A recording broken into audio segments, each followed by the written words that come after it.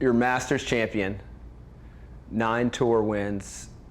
You've represented the United States as a Ryder Cupper, President's Cupper, an Olympian. You got a beautiful young family, but the road here hasn't been all smooth because the court of public opinion sometimes gives fast verdicts.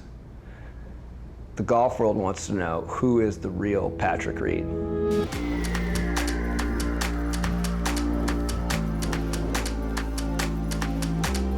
I feel like the real Patrick Reed is a guy who's mentally strong, very driven, and very motivated and determined to not just play well on the golf course, but also to be a good role model and to be a great husband and a great father. And it's one of those things that when you're out there and you're playing golf, the only thing that the people get to see is what is shown on TV and us behind basically inside the ropes. Has the media treated you unfairly? I feel like they have.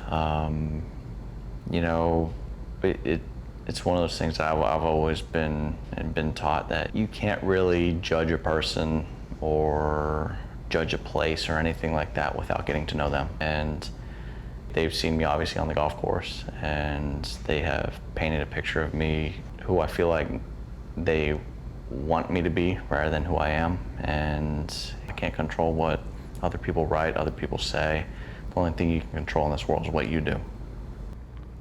Some really prominent players, Tiger Woods, Dustin Johnson, Rory McIlroy, all world number ones, have spoken up on behalf of your character. How much does their approval and the approval of many of your peers on the PGA Tour matter to you? So we're one big family out there on the tour. Whether you're on the PGA Tour, European Tour, you see these guys days in, day out. They see you on and off the golf course. They see you in the locker room. They get to know who you really are. And when you have other athletes and other players, and especially, basically role models out there. I mean, I grew up watching Tiger Woods, and I've always wanted to strive to be the best player I can be because of watching him, watching how dominant he was. And to have people like that step up and speak highly of me and support me, shows that what I'm doing is the right thing, and I just need to continue finding little things here and there that I can improve on and off the golf course. It's probably fair to say that up to now, all your accomplishments on the course have been dimmed somewhat by certain rules incidents. What was your reaction when you heard some voices in golf speak against you after those incidents? It wasn't that much on my mind, because at the end of the day, the only thing I can control is what I do and really how I feel like I handled each situation and how I feel like I can conduct myself to others and really what I can control, and that's what I do. It's the only thing I can control is me. Especially around your Ryder Cup wins, people have said that you thrive off negative energy. Is there any truth to that? No, not at all. It's impossible for any human being to thrive off of negative energy. We've learned to block out the noise of the negative energy and the negativity, and we thrive on the positive energy and the supporters that are out there. Your wife, Justine, caddied for you when you famously Monday qualified for 6 events and then got through Q school. How pivotal has she been in your life? Oh man, she's been huge. To have somebody like Justine, how special a person she is to me, do what she did at Q school made me look at her completely differently. I mean, sitting there and basically being the bottom of the board after the first 2 days and I'm struggling.